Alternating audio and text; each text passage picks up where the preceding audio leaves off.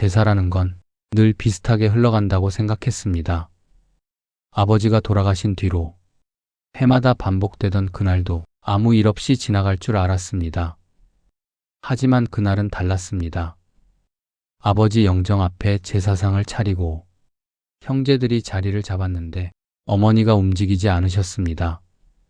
늘 가장 먼저 술을 따르시던 분, 향 피워라 절해라 하시며 제사를 이끌던 어머니가 그날은 아무 말도 하지 않으셨습니다. 젓가락도 들지 않으셨고 고개도 들지 않으셨습니다. 그저 제사상과 아버지 영정만 가만히 바라보고 계셨습니다. 그 순간 이상하다는 생각이 들었습니다. 제사는 그대로 흘러가는데 어머니만 그 자리에 없는 느낌이었습니다. 그때는 몰랐습니다. 그 침묵이 우리 가족이 30년 동안 모르고 살았던 어머니의 인생을 꺼내기 위한 시간이었을 줄은요. 그날 제사는 아버지를 위한 자리가 아니라 어머니의 이야기가 시작되는 자리였습니다. 지금 와서 생각해보면 우리는 어머니의 과거를 단 한 번도 묻지 않았습니다.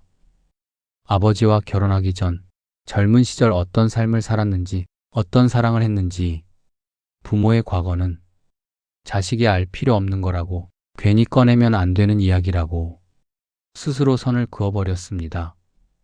하지만 그날 어머니의 침묵은 단순한 피로나 컨디션 문제가 아니었습니다. 30년 동안 입 밖으로 꺼내지 못한 시간의 무게였습니다. 제사가 거의 끝나갈 무렵이었습니다. 어머니가 천천히 입을 여셨습니다. 이제는 말해야 할 것 같구나. 그 한마디에 방 안의 공기가 달라졌습니다. 젓가락 소리도 멈췄고 누구도 말을 잇지 못했습니다. 어머니는 한참 동안 아버지 영정을 바라보셨습니다. 그리고 떨리는 목소리로 조용히 말씀을 이어가셨습니다. 나는 너희 아버지를 만나기 전에 이미 한 번 인생을 접어야 했던 사람이었어. 그 말에 우리는 서로의 얼굴을 바라봤습니다. 어머니는 담담하게 하지만 단어 하나하나를 눌러가며 말씀하셨습니다. 젊은 시절의 사랑, 그 사랑으로 인해 모든 걸 잃었던 이야기, 그리고 그 사실을 숨긴 채 아버지와 결혼했다는 이야기. 그날부터 나는 말하지 않는 사람으로 살았단다. 그 말이 가슴 깊이 박혔습니다. 어머니의 목소리는 점점 더 떨렸습니다. 너희 아버지는 다 알고 있었다. 그 순간 우리는 고개를 들 수밖에 없었습니다. 아무 말도 하지 않고 아무 판단도 하지 않은 채 그 모든 사실을 안 채 같이 살아온 사람.